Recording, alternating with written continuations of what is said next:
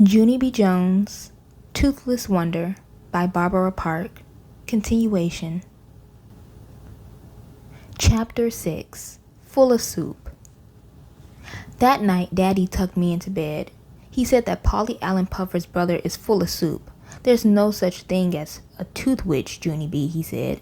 I promise you, there isn't. Polly Allen Puffer's brother just made that up to scare Polly Allen. And then Polly Allen said it to you to scare you too. I shook my head. No, Daddy, no. It's not made up. I know it isn't. 'Cause the tooth witch makes sense. That's why, I said. She makes way more sense than a fairy. Daddy raised his eyebrows. Why, he asked. Why does a witch make more sense than a fairy? Because, I said. Because the tooth witch likes to chomp the teeth. But the tooth fairy doesn't do anything with the teeth at all, right? And so why would she even pay money for them? Daddy did a little frown. Well, I know exactly, he said. But I'm sure that she must do something with the teeth, Junie B. There are other things to do with teeth besides chomping them, you know.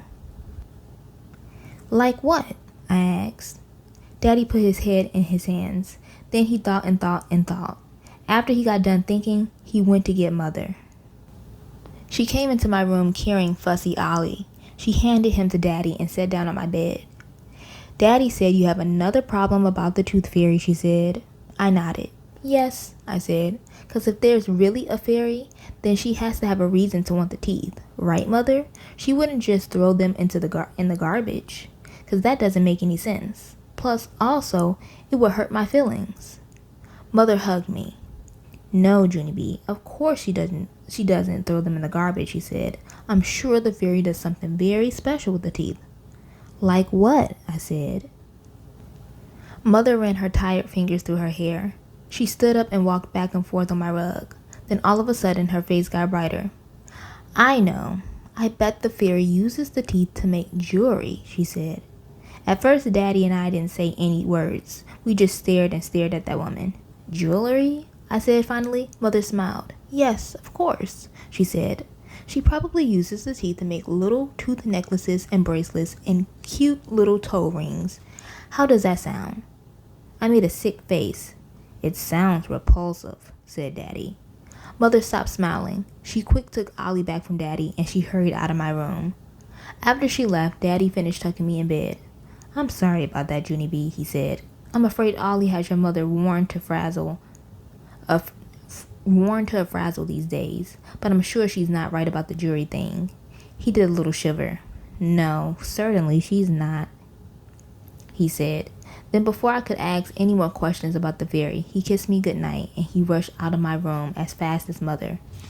That night, I did not put my tooth under my pillow. Also, I did not put it under there the night after or the night after that, because what do you know?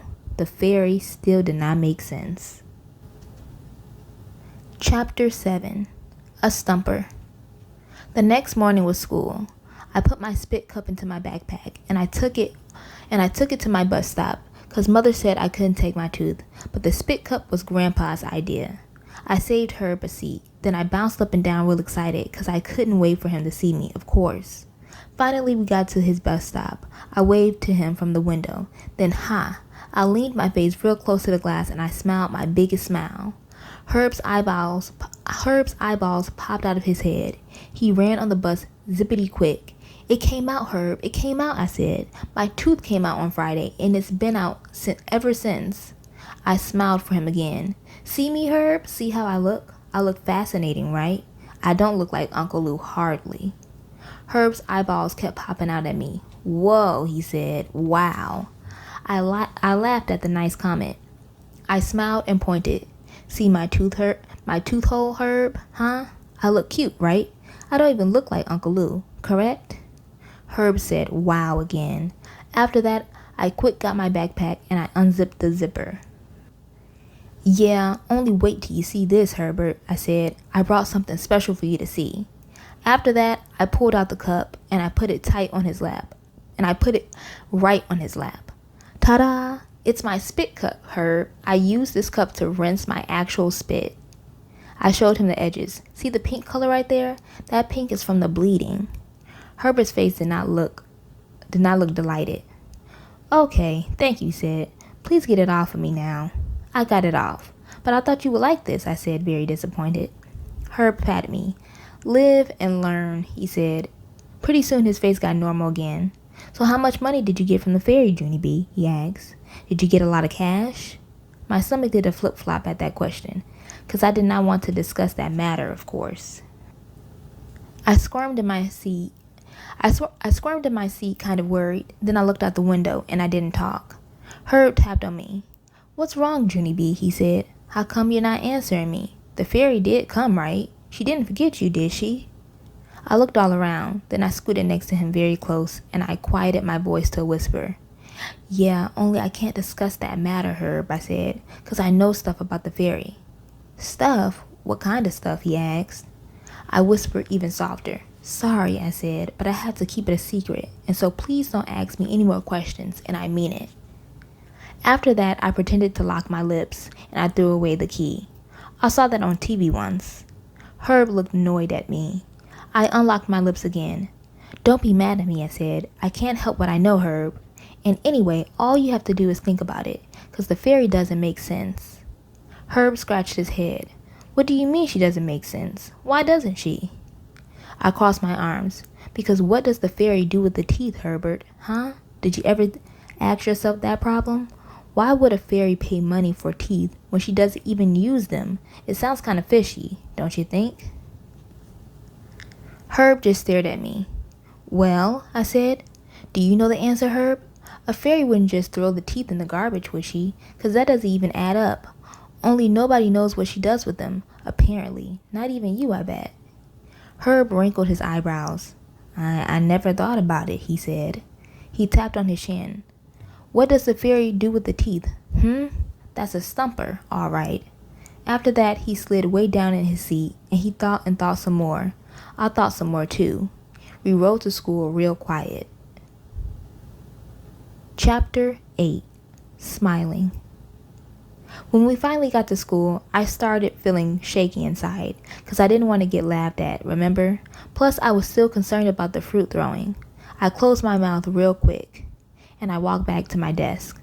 Lenny smiled and waved at me. I waved back. Then, very slow, I did a shy smile. That's when Lenny jumped up from his desk, and he did a loud whoop. Cool, he said. You look cool, Junie B.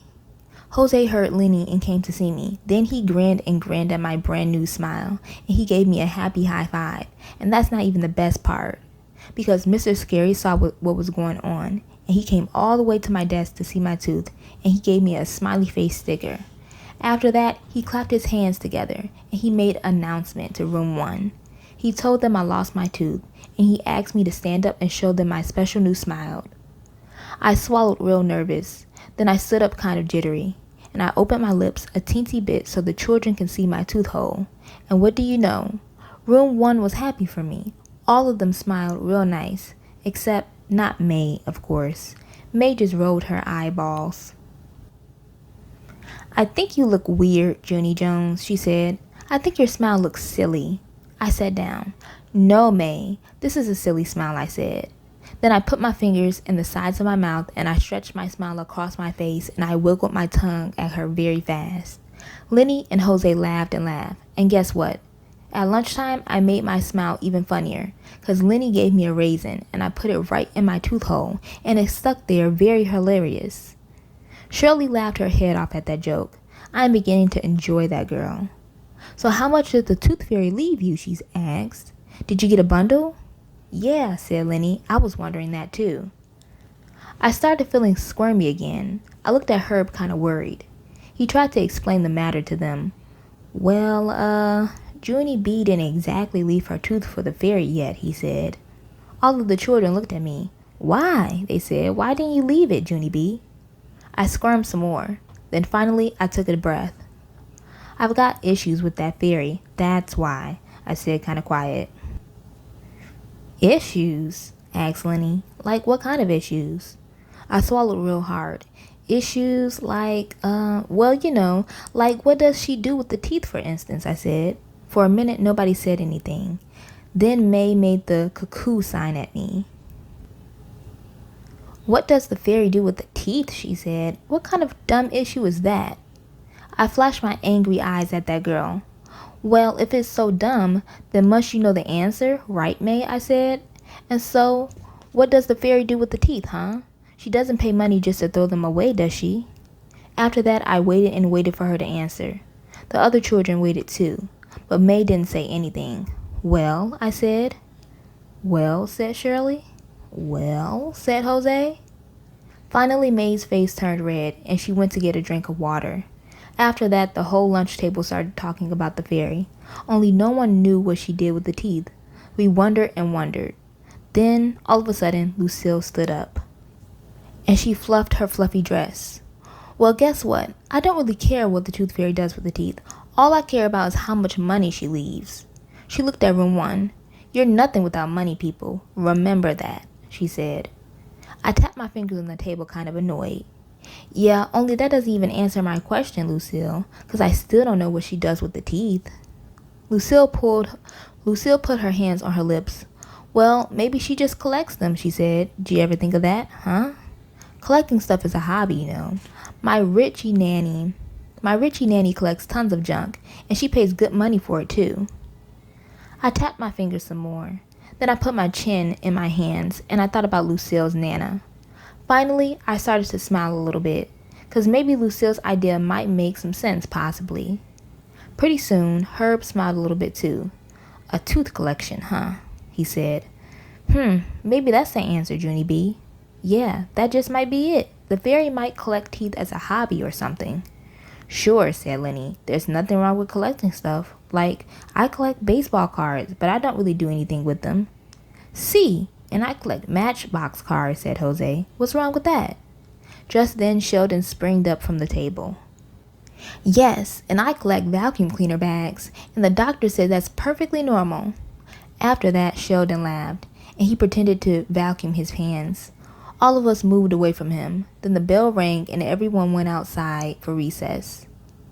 That afternoon, I wrote in my journal, "Dear first grade journal, me and Herb talked some more on the playground. We decided that the tooth fairy has a tooth collection, probably, and that's not even weird, possibly. Also, I promised Herb I would put my tooth under my pillow tonight, and I hope we are right about this woman. From Junie B, first grader. P.S. I wish me all the best." Chapter 9.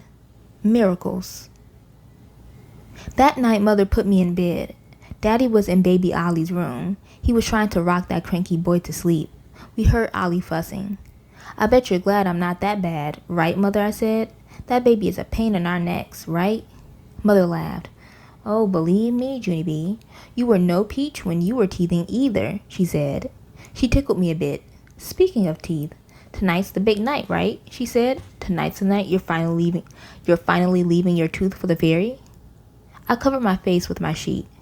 "Don't remind me," I said. Mother laughed again. "Don't be silly. This is going to be fun." She handed me my tooth to put under my pillow. I handed it right back to her. "You do it, Mother. You put it under my pillow, okay?" I said.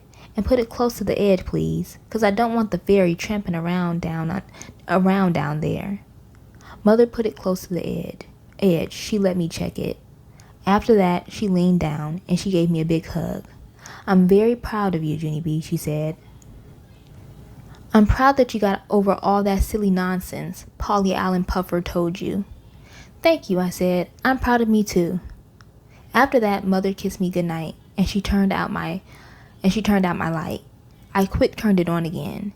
"Yeah, only I think I will sleep with the light on tonight," I said. "You know, just in case I have to come running out of my room in the middle of the night because there's a witch in here." Mother did a sigh.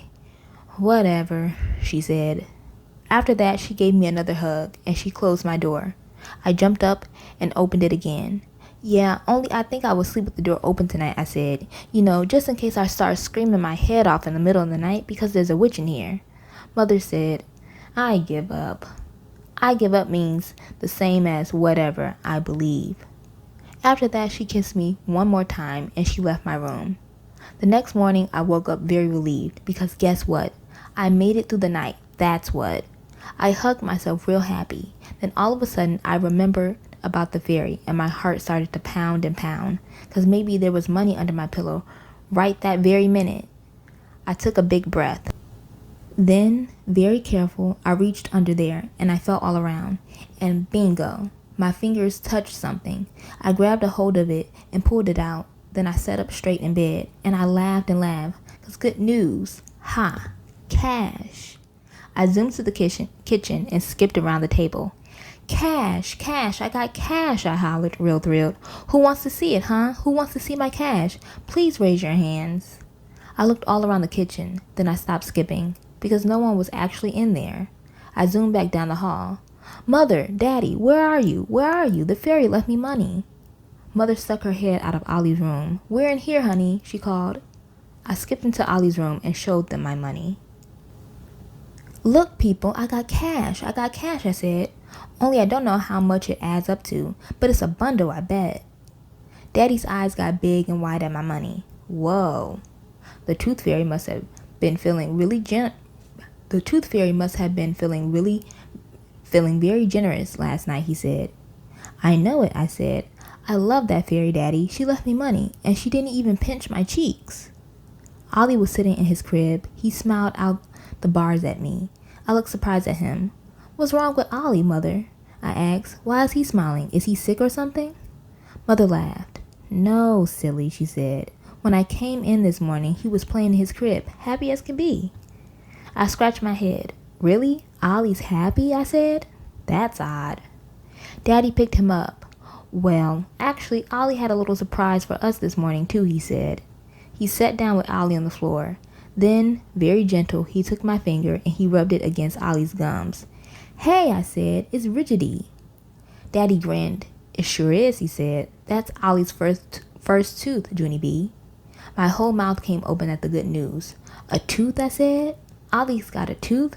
I felt the ridges some more. Wowee. Wow. Wow. Last night was a good tooth night for both of us, I said. Yes, it was, Dad. Yes, it was, said Daddy. What a neat coincidence, huh? Ollie got his first tooth on the very same night that the fairy came to get yours. Mother ruffled my hair. It's almost like Ollie was waiting for the tooth fairy to come too, Junie B, just like you. I smiled at the thought of that. Then all of a sudden, I stood real still and goosebumps came on my arms. Wait a minute, I said real soft. What did you just say, Mother? Mother looked at me kind of strange. I said it's almost like Ollie was waiting for the tooth fairy to come too. Just then, I did a loud gasp. That's it, I said. That's it. That's it. I springed way high in the air. Then I twirled all around, and I hugged Mother real tight. Ollie did wait for the fairy, I said. He waited for the fairy just like me. Mother and Daddy raised their eyebrows, very curious. I skipped all around them in a circle. Don't you get it, I said. The fairy recycled. She recycled my baby tooth, and she gave it to Ollie. My feet started to dance. It's perfect, I said. It's just like Dan the soda can. The fairy took my tooth, and she made it all shiny and new, and she gave it to my very own baby brother. I quick bent down and felt Ollie's gum again. Yes, sirree-o, Bob. That's my tooth, all right. I know that tooth anywhere, I said. Daddy scratched his head. Well, I'll be, he said. Mother laughed. What a great idea. It is, Mother, I said. It is a great idea. Plus, also, it's a big relief. 'Cause the tooth fairy doesn't just throw the teeth in the garbage. Now I know that for sure. I looked at my money again. It's just like Miss Chris told us, I said, real squealy. Recycling makes sense. Get it, Mother? Get it, Daddy? Sense sounds like sense. Ha, that's a good one, right? After that, I zoomed to my room to get dressed for school. I can't wait to tell the children, I hollered. Room 1 is going to love this news. I put on my favorite pants and sweater. Then I quick ran back to Ollie, and I felt his tooth some more. He smiled at me again. I smiled back at him. 'Cause what do you know? I think I might like that boy after all.